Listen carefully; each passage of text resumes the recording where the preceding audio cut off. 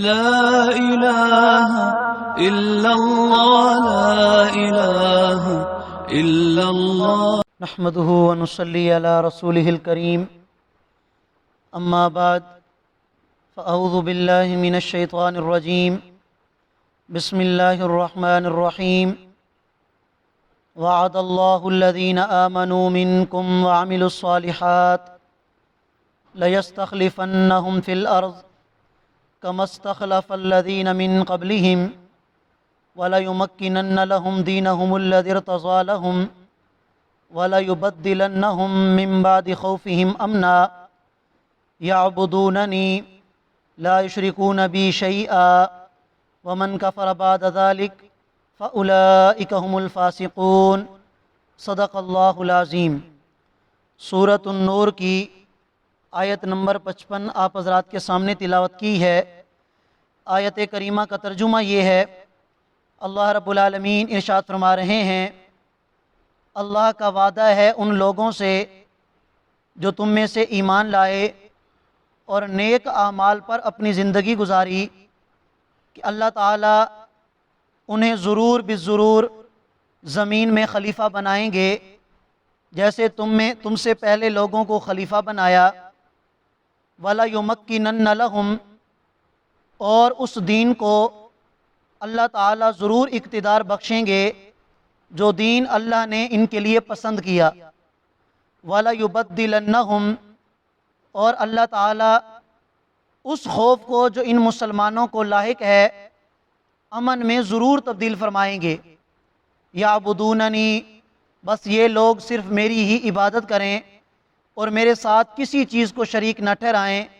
وَمَنْ كَفَرَ بَعْدَ ذَلِكَ، اور جو اس کے بعد بھی ناشکری کرے گا، فَأُولَئِكَ هُمُ الْفَاسِقُونَ، تو یہ حقیقت میں نافرمان ہوں گے۔ اس آیت کریمہ کے شان نزول کے بارے میں مفسرین حضرات رحمہم اللہ ایک واقعہ نقل فرماتے ہیں کہ ایک موقع پر نبی کریم صلی اللہ علیہ وسلم کے پاس ایک صحابی موجود تھے۔ ان صاحب نے ایک سوال کیا نبی کریم صلی اللہ علیہ وسلم سے، اور اس سوال کی ابتدا کچھ یوں تھی۔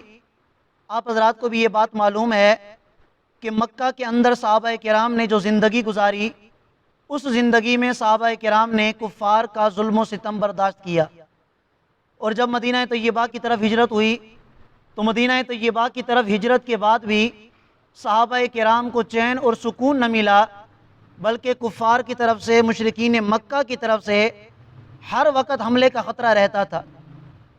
تو اس صحابی نے آپ علیہ الصلوۃ والسلام سے سوال کیا، یا رسول اللہ، کیا ہماری زندگی میں کبھی کوئی وقت ایسا آئے گا کہ ہم ہتھیاروں کو اپنے جسم سے اتار کر سائیڈ پہ رکھ کے اطمینان اور سکون کی نیند سوئیں گے؟ کیا کوئی وقت ایسا آئے گا؟ تو اللہ کے نبی نے جواباً ارشاد فرمایا، اور یہ آیات کریمہ نازل ہوئیں اور فرمایا کہ وہ وقت جلدی آنے والا ہے کہ اللہ تعالیٰ تمہیں امن عطا فرمائیں گے، اطمینان اور سکون عطا فرمائیں گے۔ چنانچہ اس آیت کریمہ میں اللہ تعالیٰ نے اہل ایمان کے ساتھ 3 وعدے فرمائے ہیں۔ پہلا وعدہ کہ اللہ تعالیٰ تمہیں زمین کی خلافت عطا فرمائیں گے۔ دوسرا وعدہ کہ جو دین یعنی دین اسلام تمہیں عطا کیا گیا ہے، یہ دین اللہ نے اپنی مرضی سے تمہیں عطا کیا ہے، یہ اللہ کی پسند ہے، تو اللہ اپنی پسند کو اقتدار ضرور عطا فرمائیں گے۔ اور تیسری کہ جو تمہارے اوپر خوف لائق ہے، اس خوف کو اللہ تعالیٰ امن میں ضرور تبدیل فرمائیں گے۔ چنانچہ نبی کریم صلی اللہ علیہ وسلم کے مبارک زمانے میں پورے جزیرۃ العرب یہ اسلام کے جھنڈا کے تلے آ چکا تھا، اور پھر خلفائے راشدین کے دور میں اللہ تعالیٰ نے تقریباً آدھی دنیا تک اسلام کا بول بالا فرمایا، اور مزید دین اسلام کو اللہ تعالیٰ نے ترقیات عطا فرمائی۔ اس آیت کریمہ میں جو پہلا وعدہ کیا گیا وہ خلافت کا کیا گیا ہے۔ تو علماء کرام مفسرین حضرات رحمہم اللہ اس آیت کو بطور دلیل پیش کرتے ہیں اس بات پر کہ خلفائے راشدین کی خلافت برحق ہے، یعنی حضرت ابوبکر صدیق رضی اللہ تعالیٰ عنہ یہ پہلے خلیفہ، حضرت عمر فاروق رضی اللہ تعالیٰ عنہ یہ دوسرے خلیفہ، حضرت عثمان غنی رضی اللہ تعالیٰ عنہ یہ تیسرے خلیفہ، اور حضرت علی المرتضیٰ رضی اللہ تعالیٰ عنہ یہ چوتھے خلیفہ۔ اس لیے کہ اللہ تعالیٰ نے یہاں پر خلافت کو مشروط کیا ہے ایمان اور اعمال صالحہ کے ساتھ، کہ تم میں سے جو ایمان والا ہوگا اور نیک اعمال کرنے والا ہوگا تو اسے ہم خلافت ضرور عطا کریں گے۔ اور ہمارا یہ ایمان ہے، عقیدہ ہے کہ اہل ایمان میں سب سے پہلا نمبر کس کا ہے؟ حضرت ابو بکر کا، پھر حضرت عمر کا، پھر حضرت عثمان کا، پھر حضرت علی کا۔ تو یہ جو ترتیب ہے، اسی ترتیب سے اللہ تعالیٰ نے پھر ان کو خلافت بھی عطا فرمائی ہے۔ اور یہ بات بھی علماء کرام اپنی طرف سے نہیں کرتے، بلکہ خود نبی کریم صلی اللہ علیہ وسلم سے ایسے اشارات ملتے ہیں کہ جن سے یہ بات ثابت ہوتی ہے کہ سب سے پہلے خلیفہ حضرت ابو بکر، دوسرے حضرت عمر، تیسرے حضرت عثمان اور چوتھے حضرت علی المرتضیٰ رضی اللہ تعالیٰ عنہم ہیں۔ چنانچہ ایک موقع پر مسجد نبوی کی جو تعمیر ہے، اللہ کے نبی جب مدینہ طیبہ کی طرف ہجرت کر کے تشریف لے گئے تو ایک دفعہ اس وقت تعمیر کی گئی۔ 7 ہجری کے بعد مسجد نبوی کی دوبارہ تعمیر ہوئی، اور اس تعمیر کا جو سنگ بنیاد تھا وہ کچھ اس طریقے سے رکھا گیا کہ سب سے پہلا پتھر اللہ کے نبی نے اٹھا کے رکھا، دوسرا پتھر حضرت ابو بکر نے اٹھا کے رکھا، تیسرا پتھر حضرت عثمان نے اٹھا کے رکھا، تیسرا پتھر حضرت عمر نے اٹھا کے رکھا، اور چوتھا پتھر حضرت عثمان غنی رضی اللہ تعالیٰ عنہ نے اٹھا کے رکھا۔ اور اسی موقع پر اللہ کے نبی نے ارشاد فرمایا، ہؤلاء ولاۃ الامر من بعدی، کہ میرے بعد اسی ترتیب سے ان کو خلیفہ بنایا جائے گا۔ اور ایک موقع پر نبی علیہ الصلوۃ والسلام نے ارشاد فرمایا کہ مجھے رات کو خواب میں میرے سامنے ایک ترازو لائی گئی، اور اس ترازو کے ایک پلڑے میں مجھے بٹھایا گیا اور دوسرے پلڑے میں دوسرے لوگوں کو بٹھایا گیا، تو میرے والا پلڑا وہ بھاری ہوا۔ پھر میری جگہ ابو بکر کو بٹھایا گیا، پھر بھی وہ پلڑا بھاری رہا۔ پھر ابو بکر کی جگہ عمر کو بٹھایا گیا، پھر بھی وہ پلڑا بھاری رہا۔ پھر حضرت عمر کی جگہ حضرت عثمان کو بٹھایا گیا۔ جب حضرت عثمان کو بٹھایا گیا اور ترازو تولا گیا تو وہ ترازو ٹوٹ گئی۔ اس سے اشارہ تھا حضرت عثمان غنی رضی اللہ تعالیٰ عنہ کی شہادت کی طرف، اور حضرت عثمان غنی رضی اللہ تعالیٰ عنہ کو بعد میں شہید بھی کیا گیا۔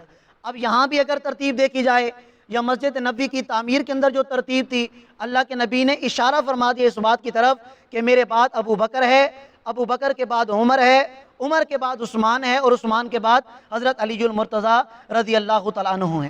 تو علماء کرام اسی آیت کریمہ کے تحت کہ چونکہ اہل ایمان میں سب سے بڑا مقام اللہ نے خلفائے راشدین کو عطا فرمایا، اور یہ بات حقیقت اس طرح بھی ہے کہ خلفائے راشدین کے دور میں اللہ تعالیٰ نے اسلام کو وہ ساری خوبیاں عطا فرمائیں کہ جن خوبیوں کا ذکر قرآن کریم نے اس آیت کریمہ میں کیا۔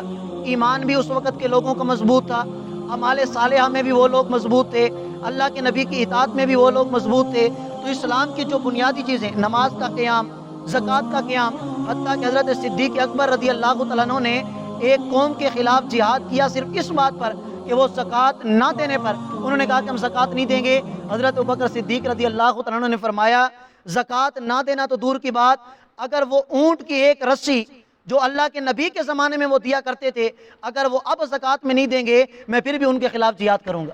تو نماز کا قیام، زکوٰۃ کا قیام اور نبی علیہ الصلوۃ والسلام کی سنت کا قیام جتنا زیادہ خلفائے راشدین کے زمانے میں تھا، کسی اور زمانے میں نہیں تھا۔ اس سے بھی پتہ چلتا ہے کہ خلفائے راشدین کی جو خلافت ہے وہ بالکل برحق ہے اور صحیح ہے۔ چنانچہ اللہ رب العالمین ارشاد فرماتے ہیں وَأَقِیمُوا الصَّلَاةَ، اور تم نماز کو قائم کرو، وَآتُوا الزَّکَاةَ، اور زکوٰۃ ادا کرو، وَأَطِیعُوا الرَّسُولَ، اور اپنے رسول کی اطاعت کرو، لَعَلَّکُمْ تُرْحَمُونَ، تاکہ تمہارے اوپر اللہ کی رحمت نازل ہو۔ لَا تَحْسَبَنَّ الَّذِينَ كَفَرُوا، باقی یہ جو کافر لوگ ہیں یہ گمان نہ کریں مُعْجِزِینَ فِی الْأَرْضِ، کہ یہ اللہ تعالیٰ کو زمین میں بے بس کر کے کہیں بھاگ جائیں گے، یہ اللہ سے بھاگ نہیں سکتے۔ وَمَأْوَاهُمُ النَّارُ، ان کافروں کا ٹھکانہ جہنم ہے، وَلَبِئْسَ الْمَصِیرُ، اور انتہائی برا ٹھکانہ ہے۔ اللہ تعالیٰ ہم سب مسلمانوں کو خلفائے راشدین کی جو ترتیب علماء حق بیان فرماتے ہیں، اللہ تعالیٰ اسی ترتیب کے مطابق خلفاء کو خلیفہ ماننے کی ہمیں توفیق عطا فرمائیں، اور صحابہ کرام کے نقش قدم پر چلنے کی توفیق عطا فرمائیں۔ وآخر دعوانا ان الحمد للہ رب العالمین۔